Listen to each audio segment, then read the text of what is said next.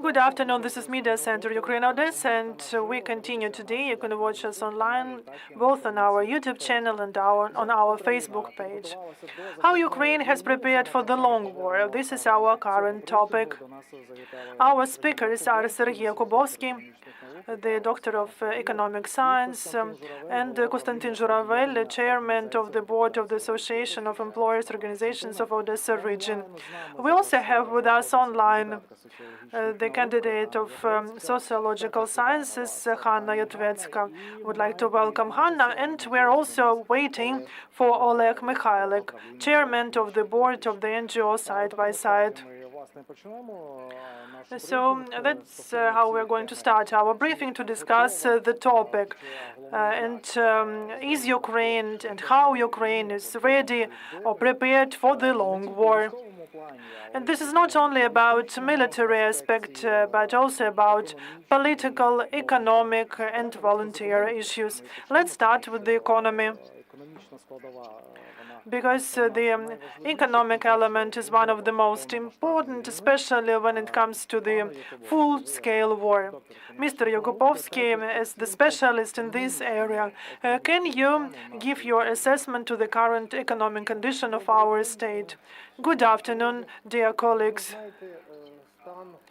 You know that the situation is really very difficult. It is even difficult than we could have imagined before the budget for the next year was adopted. Now it is adopted, and we can see the numbers, and we see that Ukraine is forced to decrease budget allocated for the Ministry of Defense. So that was like trillion was sent for the Ministry of Defense of Ukraine. Then for the next year, it will be like 200 billions less. And even with such shortening, Ukraine should find a lot of funds to finance the budget deficit.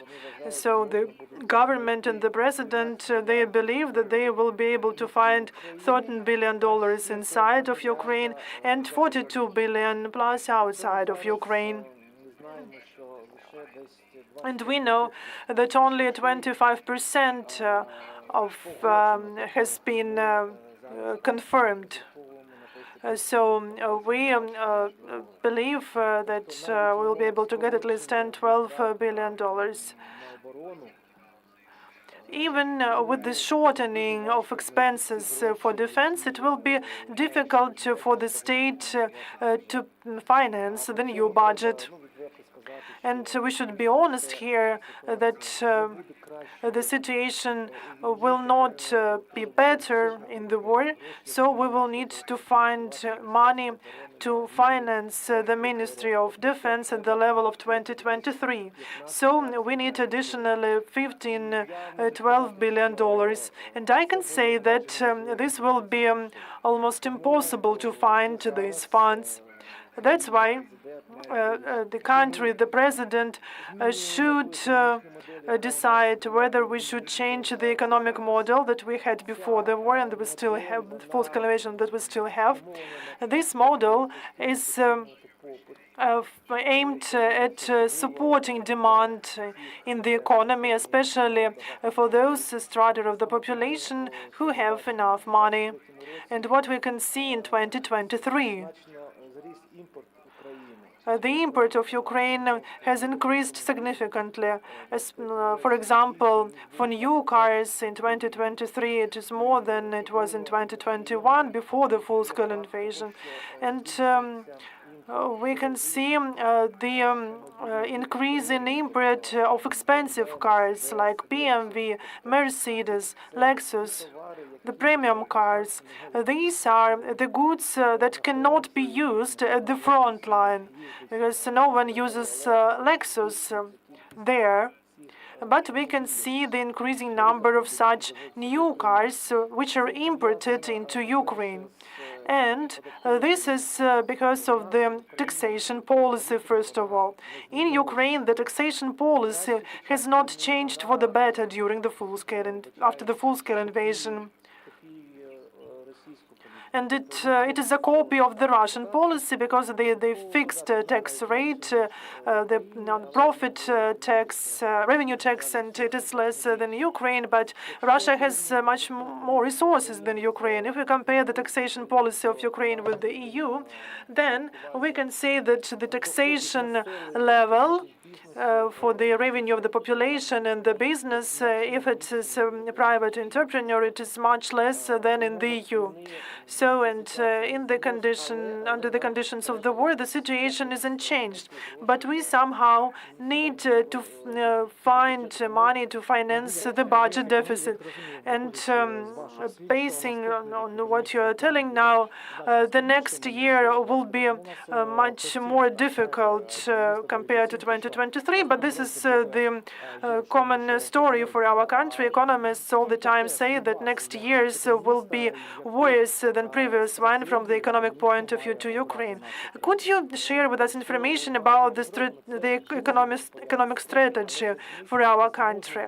These are unpopular steps, but without them, we will not be able to finance the budget and finance the Ministry of Defense of Ukraine. And it is planned to decrease by 1/3 the financing of the armed forces of Ukraine during the war. And I believe that this is the wrong said. This is done not to shock our partners that we need even more money than Ukraine needs now, but this is what we will face. But we need to find some internal resources. And first, this is the taxation system. We need for the to have the military fee at the level of the revenue taxes. So now it's 1.5 now, but it should be 18%, and then Ukraine will find additional funds internally. All citizens of Ukraine should pay taxes. Unfortunately, and the financial sector is still very attractive. And for you to understand, if person just earns money on state securities, and the revenue is rather high there, because the securities in the United States dollars, it is 4.5%, and it is not taxated, and even when it comes to the military fee. Secondly, the policy of the National Bank. What is done by the National Bank from the economic point of view? I don't understand what is happening now, and that was similar to the situation when Yanukovych was the president, and there were some significant gold and foreign currency reserves, but then for the society to be favorable of the government, they tried to have the same rate for the currency. So the bank sold 25 billions and bought 250 million. So the demand for the foreign currency when it comes to interventions of the National Bank is in 100 times more than the proposal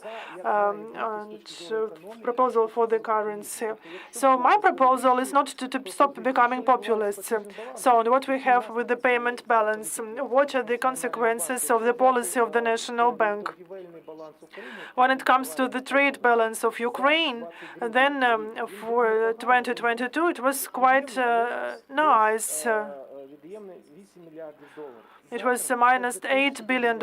Now we have minus $31 billion. And I think that by the end of the year, it will be $37 billion. So Ukraine must spend all this golden and currency reserves to cover the deficit of the trade balance. So we need to have devaluation. Do you remember the situation at the foreign currency market when the dollar in March 2023 was at the level of 41? Could the increase by 10% the exchange rate for hryvnia? So it should be devaluation, gradual devaluation, for the market to feel that. But this should not be like artificially, but it should be devaluation by summer 2024 to have 50 hryvnias for dollar. And this is the minimum that is needed to support the budget, and on the other hand, to improve the payment balance of Ukraine. I don't understand why the state should use that golden currency reserve, which is to buy expensive Lexuses, instead of spending this money for the military. And as for the local budgets, there is significant proficit of the Odesa budget.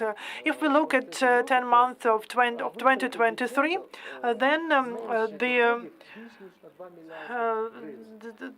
the payments from the budget are just less than revenue.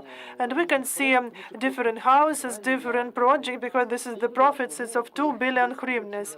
And in the conditions when there is decrease of funds allocated for the Ministry of Defense, if there is such a significant proficit for local budgets, and they don't know how to spend this money, is it okay? How do you think? So here we should reassess the allocation of funds between the state budget and local budgets, and for the big cities, absolutely right. The profit, the revenue tax for the salaries of the military are spent for the military, and the profit will be still there in such cities as Odesa, Kyiv, but this profits should be spent for the military economy instead of changing pipes. I know that this is needed, but after the war. Let's give floor to other participants of the briefing, including Hanna Yatvetska, who is online with us. I have a question to you as the candidate of sociologist science. How do you think? Is the population is ready for a long war? Do you have any sociological surveys?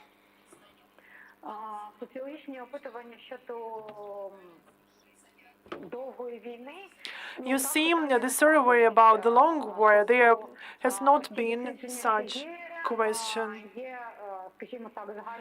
There are some surveys, and there is the general opinion that the population of Ukraine is ready to continue the war, but we should look at the wording of the questions in such surveys.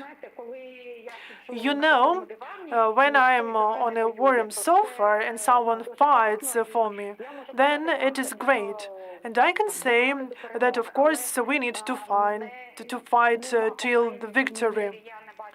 But I have not seen those surveys when people are asked if they are ready to fight for the victory. I have not seen such surveys. Perhaps there are such surveys, but I'm not aware of them. And here is the general question. Is that for quite a long period of time we were promised to have a counter-offensive, that in summer we are going to drink coffee in Yalta. And that part of the population which is not well aware of the military problems, so not people, those are not volunteers, not families of the military. And civilians cannot have the whole information about the front line because we are not professionals in this area. But at least people should understand that the situation is difficult, that the victory is still far away. And most people, they are not aware of this. And I've missed the start of this Tired of War campaign or movement. And we understand that this is the end of the second year of the full-scale invasion, and of course everyone is tired. But we need to understand that those people who are in the combat zone, on the front line, are even more tired because they are in difficult conditions, and let alone those who are in captivity. And if we talk about the central media and the general mass media, for quite a long time, people were promised with some good options. And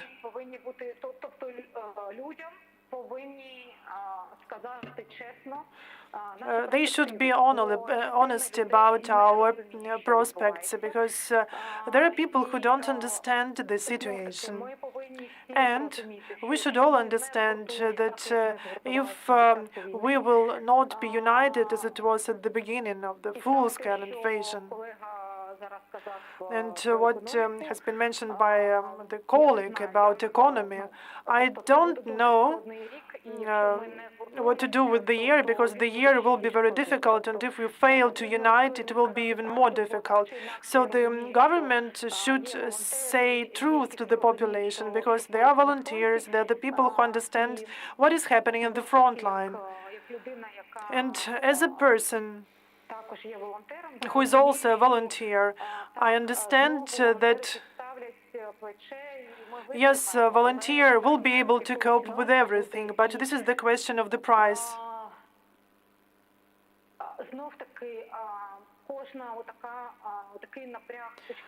And every volunteer effort, if it's not timely, then this means more losses at the front line among military, among civilians. These are also losses to the economy of Ukraine. And there are a lot of things, and if most people don't understand the real situation, if there are no changes in the state policy with regard to mobilization, then the year will be really very difficult for us. How the state policies should change with regard to mobilization? Can you explain this? At first, the territorial recruitment centers have discredited themselves because of the scandals, including in Odessa.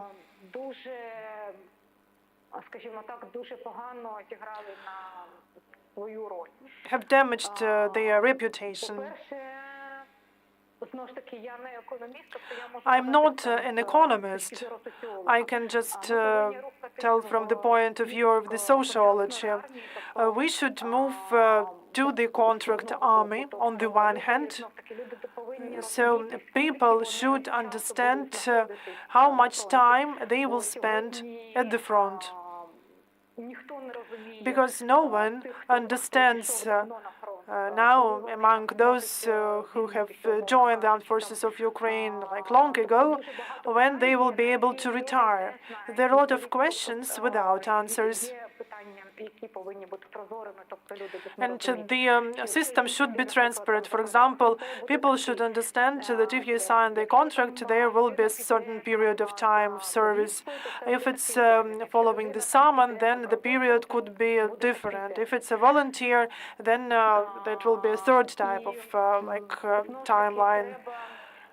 And I don't like this word propaganda, but this will be this word propaganda. This should be at the state level. We have professionals that can do this. And we need to change the attitude of the population to the army. Because now we can see that there are a lot of people who tried to hide from army, who have left abroad. They're the people who say that if they get summons, they will go to the military commissariat. And of course, when it comes to military dodgers, this is a separate story. But there are still people who are ready to the armed forces of Ukraine if they get summons. And we should work with these people. And it should be at the general national level. But people should have a clear understanding of what they can expect from the army. Because those people who were the first volunteers joining the territorial defense units or some other units, and I know this because I communicate with the military there, they're tired and they should be substituted. But we cannot just recruit new people and send them to the front line and taking those professionals from there. So thank you for your point of view. And even non-professionals understand that, because we should train people. People should get just used to this new situation. Thank you. And we discussed the economy a lot, and would like to give floor to Mr. Zhuravel, because SMEs is a foundation of our economy. And now this businesses still work and volunteer. And how today, under the condition of war, the business is still ready to continue working and supporting? What are the conditions? Let's come back to the earth. So, and I've listened to what my colleagues say. These are some extremes.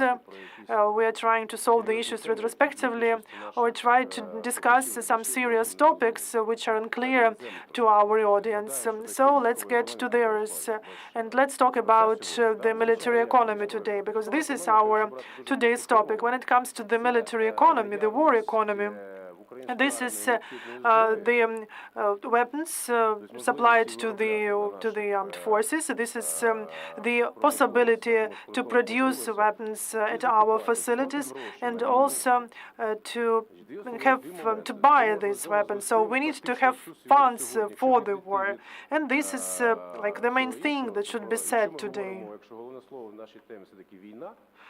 If the war is the main topic of our briefing, and this is not some natural disaster, this is not some storm after which we should reconstruct our city. And we understand the situation is different. This is a long war. And our enemy understood that before we did that, starting reconstructing its economy. And the war is trying to solve the economic and political questions using military methods, because this will be an exhaustive war. And we should be independent, and we can be independent through the economic mechanisms.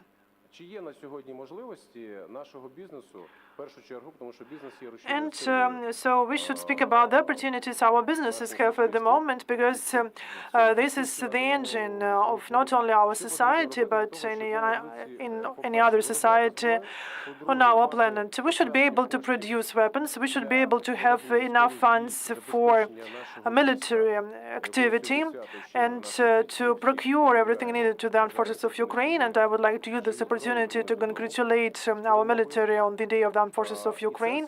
I would like to wish them health, to be safe and sound, and to come back home. And we can see that at the moment, the state failed to just change its attitude, and the same could be said about businesses. And we should transfer to the war rail. before summer, before autumn, we kept dancing, saying that we should think about recovery after the war. All big forums are dedicated to the reform, to the recovery. No, we should now, this is not correct. We should discuss what is done by every civilian, every official, every businessman does for the state to have funds. What we can see now, and with the exclusion of the development, and as for the processing, all businesses have recovered their positions as it was before 2022. This could be told about the whole of Ukraine and our region, and I have numbers. And as soon as the business was recovered,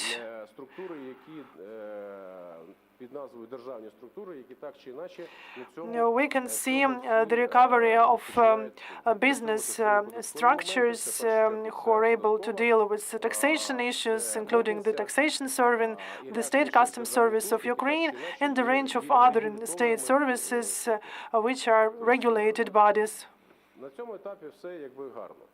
So at this stage, everything's fine.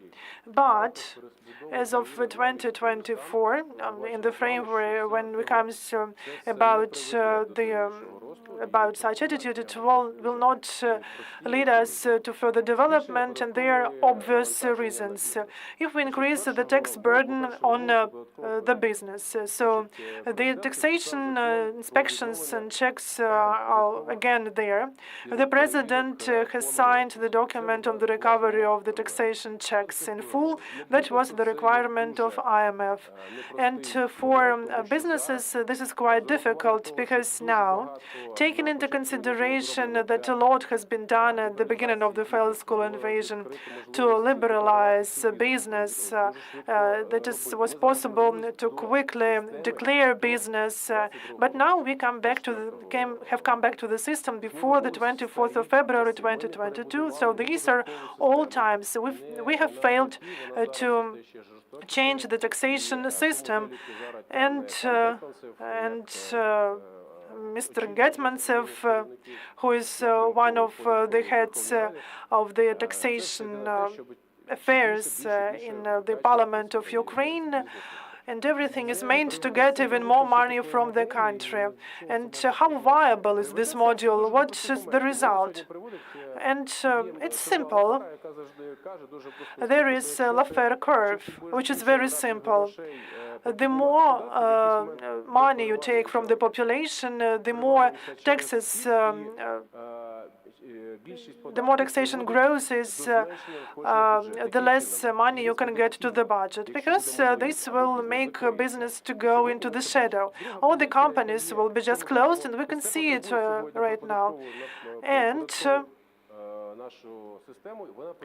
our taxation services now requires not only some manual regulation, but it should be rebuilt.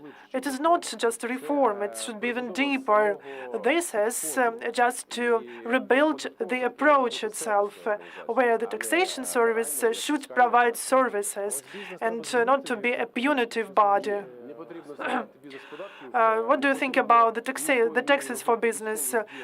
So we should not increase the military levy to 18%, because this will kill the business. The taxes should be still there, but the taxation system should be transparent. And we understand that the businesses, they pay taxes for salary. It's around 42% when it comes to consolidated tax. And what we have now, let's look at the statistics. We can see that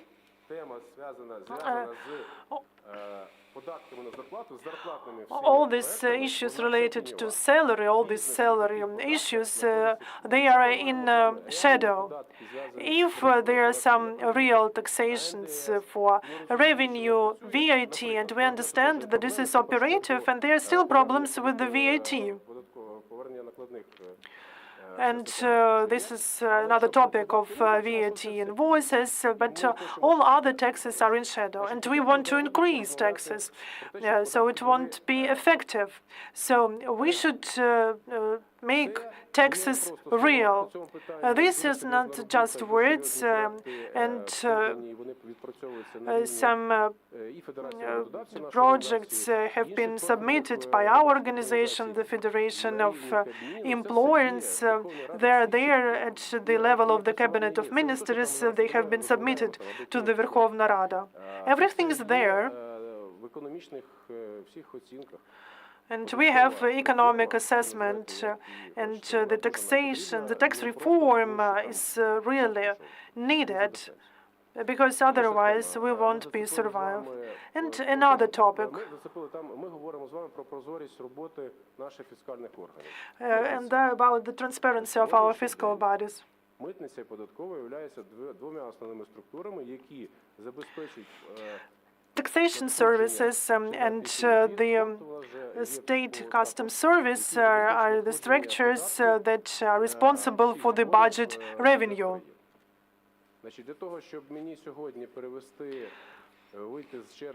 And for me, to take a truck from the queue on the border with Ukraine, I need to pay money. And we say that the most expensive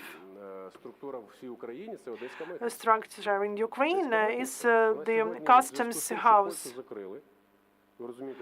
So the Polish part of the border is closed because of the blockade, and the Odesa region now becomes very saturated.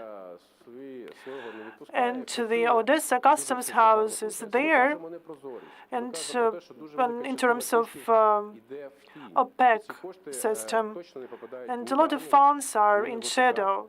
These funds are not directed to the army or the military complex, and we don't have that much time. If Sergiy wants to add something, I could give you a floor. I agree generally with Kostyantyn, but I mean that we should not increase the burden on business. We should increase on the consumption, on the population.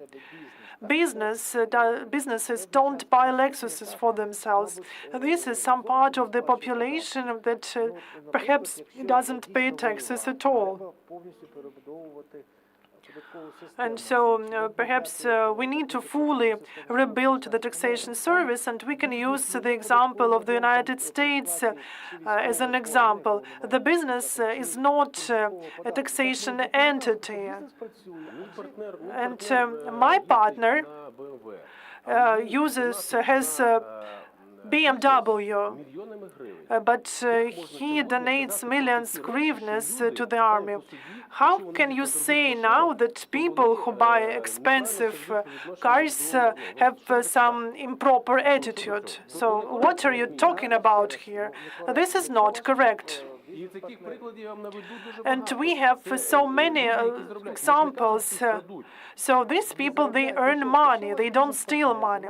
If your business partner is involved in financial transactions and pays taxes, and so by the law, he doesn't pay taxes, and if you buy something and if you are reimbursed through the state security, by the law, you don't pay the revenue tax or the military levy.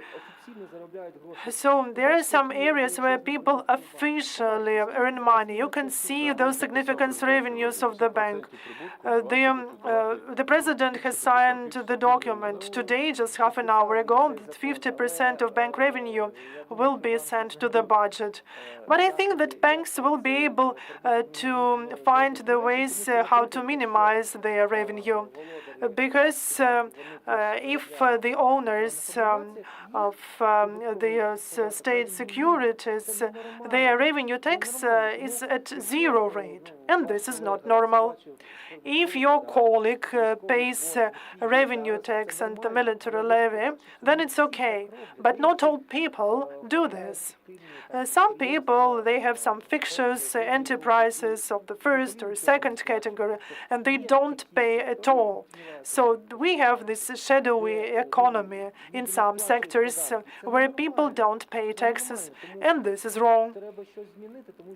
Something should be changed here, because we see a significant budget at the national level and the huge deficit, for example, of the local Odesa budget. So this system is not transparent, and we need to make changes. Without these changes, this deficit in 2 trillions of hryvnias, and if we don't find this money, there will be devaluation, as it was after Yanukovych fled. But devaluation should be gradual. We understand that the prices will increase, and we should do something with this deficit.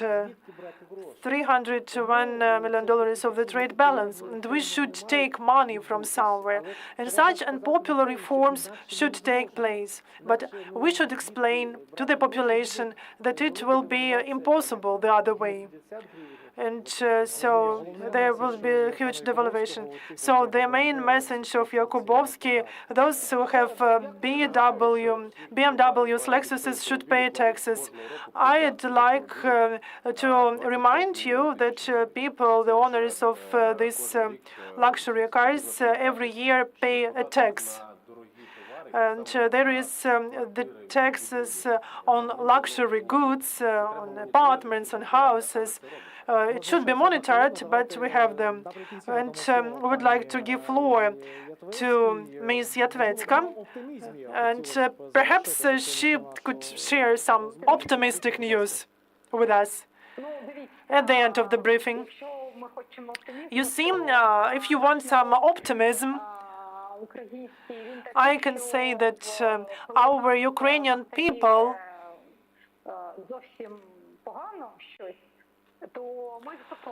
are able to unite their efforts if something bad happens.